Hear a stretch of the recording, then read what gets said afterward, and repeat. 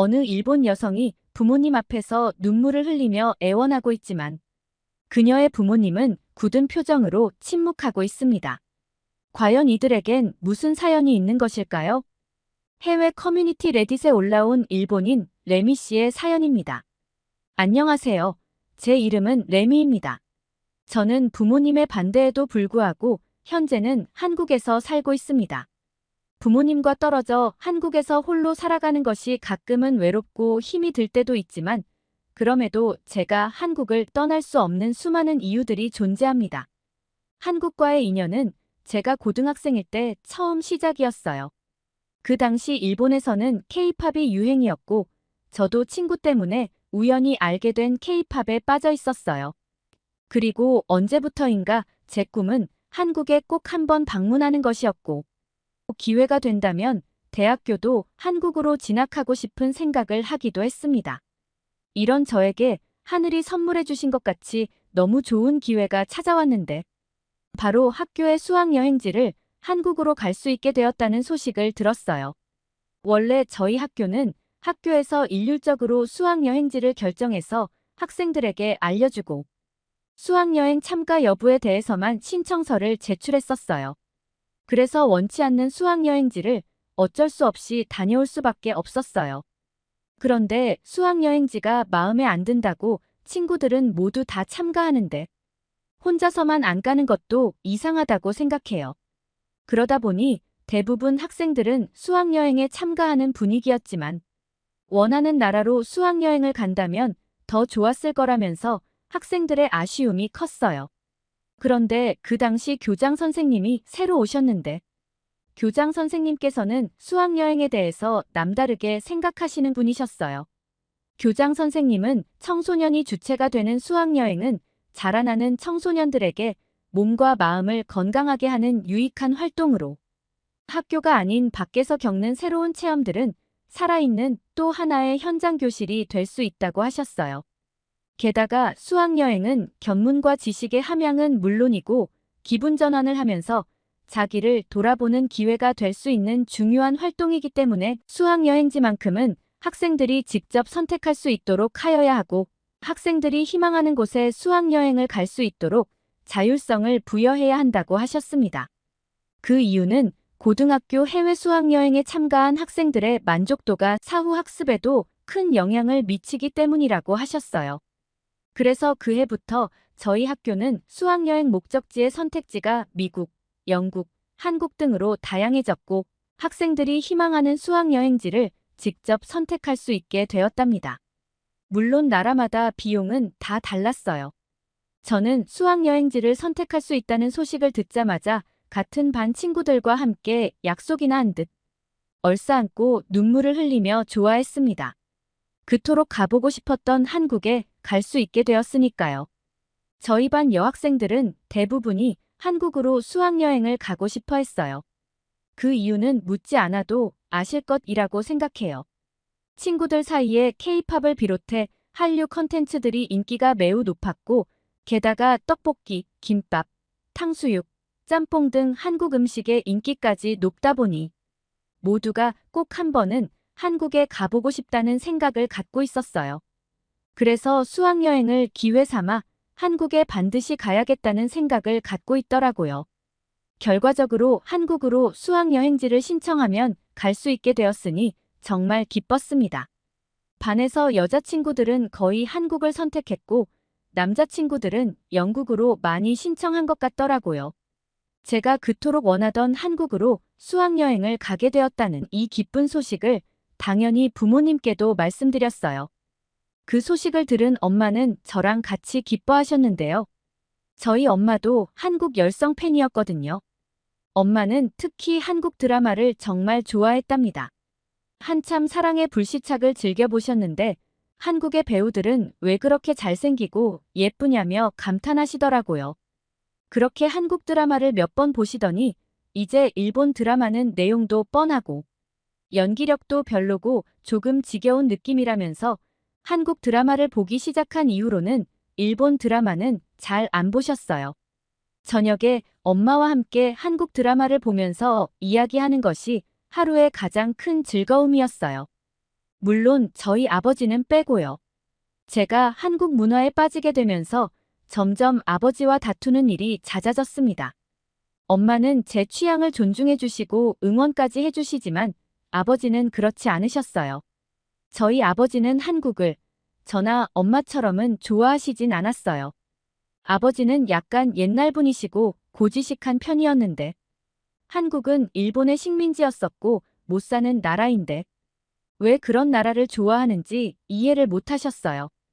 게다가 한국은 일본보다 못 살면서 주제넘게 일본을 무시하는 나라고 한국인들은 일본을 별로 안 좋아하는데 일본인들은 한국을 너무 좋아하는 것 같다면서 요즘 일본 학생들 참 답도 없다고 하시더라고요. 일본보다 더 선진국인 미국이나 유럽에 대한 문화를 받아들이고 배워야 너에게도 발전이 있는 건데 왜 볼 것도 없는 후진국에 가는 거냐면서 설마 돈 때문에 수학여행도 가까운 한국에 가려는 것 아니냐고 물어보셨어요. 그건 아니라고 말씀드렸더니 고등학생이 돼서 태어나 처음 가보는 해외 수학여행을 그렇게 허무하게 한국으로 간다고 하는 제가 생각이 없는 사람 같다고 하셨어요. 그때 저는 눈물이 터져 나오기 시작했고 아버지가 너무 미웠습니다. 그래도 다행인 건 수학여행 자체를 한국으로 못 가게 하신 건 아니었어요. 혹시나 한국은 절대 안 되니 미국이나 영국으로 다녀오라고 하실까봐 속으로 정말 걱정했었거든요. 그렇게 저는 무사히 한국으로 수학여행을 즐겁게 다녀왔답니다. 한국에 도착해서 버스 안에서 바라본 서울의 야경이 너무 아름다워서 사진을 정말 많이 찍었어요. 일본에도 야경이 화려한 곳이 많지만 서울은 정말 잠들지 않는 도시 같은 느낌이었어요. 수많은 자동차가 불빛을 반짝이며 도로를 달리고 있었고 한강을 건널 때 보이는 다리와 그곳에 전등들이 수놓은 야경은 정말 화려하다는 느낌이 들었어요. 그리고 도심 곳곳에 위치하고 있는 공원이나 산책로도 너무 환상적이었어요. 도시 한가운데 공원이 조성되어 있다는 점은 한국이라는 나라가 국민들의 삶에 얼마나 진심인지 알 수 있는 부분이었거든요. 무작정 개발만 하는 것이 아니라 삶의 균형을 맞추기 위해 노력하는 국가라는 점을 알 수 있었죠. 처음에는 K-팝에 대한 관심으로 한국에 왔지만 한국이라는 나라가 가지고 있는 분위기와 맛있는 음식들, 그리고 친절한 사람들 모두에게 반하게 되었어요. 한국에서의 수학여행은 제 인생에 있어서 최고의 순간으로 기억되었어요. 수학여행을 다녀오고 나서 한류에 대한 관심을 잠시 접어두고 저는 제 꿈을 이루기 위해 공부했어요. 저는 어렸을 때부터 장래 희망에 대해서 깊게 생각을 해보진 않았어요. 나는 어떤 사람이 되어야 할까 고민하다가 법대에 가기로 했어요. 큰 꿈이 있었던 것은 아니었는데 변호사를 해보면 어떨까라는 생각을 했었고 부모님도 제가 법대를 가겠다고 하니 응원해 주셨습니다. 아버지께서도 한때는 생각 없이 한국 음악만 듣더니 그래도 철이 든 것 같다면서 웃어주셨어요. 그리고 이름만 들으면 아는 일본의 대학교에 입학했고 변호사가 되기 위해 공부를 열심히 했지만 뜻밖의 난관을 겪게 되는데요. 이런 일들 때문에 제가 한국에 오게 되었는지도 몰라요. 일본에서 법 전공을 하면 하나의 사건을 정말 자세하게 처음부터 끝까지 공부할 수 있는 수업이 있어요. 그 수업을 들으면 실제 사건 현장에도 가볼 수 있고 경찰이 범인을 신문하는 모습도 직접 옆에서 볼 수 있어요. 그런데 그게 제 트라우마가 되었어요. 갑자기 범인을 보니 무섭고 사건을 다루다 보면 제가 왠지 사건에 휘말릴 것 같은 이상한 느낌이 감돌면서 숨을 쉴 수가 없었어요. 저는 변호사인데 제가 그 사건의 피해자 또는 가해자가 되는 꿈을 계속 꿨어요. 도망 다니는 그런 꿈이요. 그런 제 모습을 보면서 변호사는 제가 할 수 없는 직업임을 깨달았어요. 이런 악몽에 계속 시달리고 싶진 않았거든요. 부모님도 저를 걱정하셨어요. 그렇게 전 변호사 되기를 포기했고 평범한 회사원이 되었어요. 무미건조한 회사 생활을 하던 중 어느 날 문득 한국 가고 싶다. 이런 생각이 번뜩 들더라고요. 갑자기요. 고등학생 시절에 한국으로 수학여행을 갔을 때 정말 행복해했던 제 모습이 생각이 나면서 갑자기 눈물이 났어요. 나 여기서 지금 뭐 하고 있는 거지? 라는 생각이 들면서 한국에 가야겠다는 마음을 먹었어요. 한국 음식도 생각났는데 한국 음식을 매일 먹을 수 있는 한국인들이 진짜 부러웠거든요. 그렇게 다시 시작된 한국 사랑으로 저는 틈만 나면 한국에 갔습니다. 고등학생 때와는 달리 이제는 돈을 버는 성인이니깐 한국에 여행 가는 것을 결정하는 것은 쉬웠어요. 그래서 한국에 한 50번 이상은 간 것 같아요. 갈 때마다 정말 좋았어요. 남대문, 부산, 해운대, 김치볶음밥, 한강, 치맥, 월미도. 아직도 말할 게 정말 많은데 진짜 좋았던 곳들이에요. 한국 여행 다녀올 때마다 남대문에서 부모님께 선물도 사다 드렸어요. 한 번은 엄청 큰 가방이었는데 그게 정말 싸더라고요. 그래서 아버지께 드렸는데 정말 좋아하셨어요. 일본에는 큰 가방을 팔긴 하는데 싸진 않거든요. 그런데 한국이 너무 좋아서 한국에 자주 가는데도 여행으로는 채워지지 않는 무언가가 느껴졌어요. 한국에 자주 오게 되니 여러 가지 한국 음식을 먹고 또 한국에서 쇼핑도 많이 하니 제 자신이 한국 자체에 빠진 것 같아 저는 일본이 아닌 한국에서 살아야 하는 사람 같다는 생각이 들었어요. 단순 여행이 아닌 한국에서 일하면서 밥 먹고 친구 만나고 한국에서의 일상을 보내고 싶다는 생각이 들더라고요. 그래서 부모님께 말씀드렸어요. 한국에서 일하면서 살겠다고요. 그동안 저와 죽이 잘 맞았던 엄마도 이번에는 당황하셨고 반대하셨어요. 아버지는 두말할 것 없이 안 된다고 단호하게 말씀하시고 제 말은 더 이상 들으려고 하지도 않으셨어요. 철이 든 줄 알았는데 제가 더 이상해졌다면서요. 저는 부모님을 설득하기 위해 한국에서 제가 어떻게 살 것인지, 하고 싶은 것이 무엇인지 등에 대한 미래 계획까지 부모님 앞에서 발표하는데 이르렀어요. 부모님은 아무리 말해봐야 소용없다며 제가 한국 가서 직접 느끼고 후회한다면 그 다음은 알아서 돌아올 것이라고 생각하셨대요. 어쨌든 부모님은 저를 더 이상은 못 말릴 것 같다고 하셨어요. 결국 자식 이기는 부모는 없다면서 저희 부모님은 저의 결정에 대해 존중해 주셨습니다. 저는 그렇게 한국에 와서 살게 되었어요. 지금은 애니메이션 관련 마케팅 회사에서 일하고 있는데 야근이 많아서 너무 힘들긴 합니다. 한국에선 놀고 먹고 여행 다니기만 해봤지 실제로 회사에 들어와서 일하는 것은 처음이니 조금 당황하기도 했고 일본이랑 다른 점들이 생각보다 너무 많아서 처음엔 충격을 꽤 심하게 받았어요. 그 중에서도 한국에서 집을 구할 때 받은 충격은 아직도 잊히지가 않습니다. 저는 서울에 있는 오피스텔에서 살고 있는데 처음 와서 정말 놀랬던 것이 집 열쇠가 없는 것이었어요. 일본은 무조건 열쇠를 가지고 다녀야 되는데 한국은 집 열쇠가 없고 비밀번호만 누르면 문을 열 수 있다는 게 너무 신기하더라고요. 열쇠가 없으니 열쇠를 잃어버리는 고통도 없고 귀찮지도 않고 비밀번호만 누르면 문이 열리니깐 그게 정말 편했어요.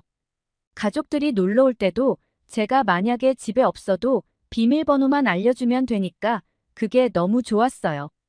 열쇠 없이 들어가는 게 너무 익숙해져서 열쇠를 쓰게 되면 이제 너무 불편한 것 같아요. 실제로 일본에 집에 잠깐 갔을 때도 한국에선 안 쓰던 열쇠를 쓰려니 너무 불편하더라고요. 그리고 제가 지금 살고 있는 집이 오피스텔이라서 그럴 수도 있는데 세탁기, 냉장고, 에어컨이 옵션으로 있는 것을 보고 진짜 충격받았어요. 처음에 이 집에 왔을 때 따로 추가 비용을 더 내면서 써야 하는 것인 줄 알았어요. 그런데 추가로 낼 돈이 없다고 해서 깜짝 놀랐어요. 그리고 지금까지 한국 살면서 제가 너무 좋았다고 느끼는 것이 바로 택배 문화예요. 한국 택배는 진짜 최고인 것 같아요. 이건 저희 부모님도 진짜 놀랐어요. 한국에서는 아무거나 간단하게 배달을 시킬 수가 있잖아요. 음식도 그렇고 생활용품들까지 다 택배로 배달해주는 것을 보고 기겁했어요. 게다가 쿠팡에서는 새벽 도착 같은 것도 있잖아요. 주문하고 바로 다음 날 또는 새벽에 집 앞까지 와서 진짜 놀랬어요. 일본은 사람이 없으면 배달이나 택배를 받을 수가 없거든요. 사람이 없으면 부재중 관련 서류가 우편함에 들어있고 그걸 보고 전화를 해서 다시 집에 와달라고 요청해야 하는 불편함이 있는데 그게 정말 귀찮은 일이었다는 것을 한국에 살아보니 알겠더라고요. 게다가 한국은 사람이 집에 없어도 물건을 집 앞에 두고 가는데 그게 정말 좋더라고요. 제가 처음엔 물건이 없어질 수도 있는데 그렇게 해도 되나? 누가 가져가면 어쩌지? 라고 생각한 적도 있었는데 지금까지 물건이 분실되는 경험은 해본 적이 없었습니다. 그래서 좀 신기하고 그만큼 한국 치안이 뛰어나다는 거니깐 정말 놀랍더라고요. 그리고 제가 한국에서 살면서 가능하다면 부모님께 선물하고 싶은 게 바로 한국의 온돌이에요. 제 고향은 한국보다는 춥지는 않은데 그래도 일본에도 온돌이 있다면 부모님이 더 행복해지실 것 같거든요. 일본은 히터로 방을 따뜻하게 하는데 그것도 좋긴 좋지만 히터를 켜두면 너무 건조해져서 안 좋거든요. 온돌은 추운 날에 바닥에 누우면 따뜻해지고 마음도 진짜 행복해지더라고요. 그래서 온돌이 너무 좋아서 부모님 생각도 났고 부모님께 선물할 수만 있다면 꼭 해드리고 싶을 정도예요. 한국에서 살면서 제가 느끼는 것은 한국은 정말 생활하기 편리한 곳인 것 같아요. 그래서 저는 다시 일본에서는 못 살 것 같다는 생각이 들어요. 아마 일본에서 변호사가 되었다면 돈도 더 많이 벌고 부자로 살았을 수 있었겠지만 변호사를 포기하고 한국에 온 것을 한 번도 후회한 적이 없답니다. 지금 다니는 회사에서 야근하는 것이 힘들어 만만치 않다는 느낌을 받기도 하지만 그래도 제가 원하는 한국에서 살고 있다는 사실만으로도 만족해요. 그리고 요즘은 제가 한국어 실력도 꽤나 늘었는데 가끔 제게 혹시 한국인이냐고 물어보면 그때 기분이 너무 좋더라고요. 가끔은 한국에서 사는 것이 가끔 외롭고 힘들 때도 있지만 한국에 있다는 것 자체가 저에겐 가장 큰 행복이란 것은 분명한 사실이랍니다. 오늘의 사연 어떠셨나요? 일본에서 변호사 되기를 포기하고 한국에서 일하고 있는 것 자체가 행복하다는 일본인 레미의 사연을 소개해봤는데요. 한국에서의 생활을 매우 만족하고 있는 것 같습니다. 레미 씨가 앞으로도 한국에서 행복하게 지내시길 바래요. 오늘의 사연이 재밌었다면 구독과 좋아요 눌러주세요. 여러분의 구독과 좋아요는 영상 제작에 큰 힘이 됩니다. 더욱더 좋은 이야기로 찾아뵙겠습니다. 끝까지 시청해주셔서 감사합니다.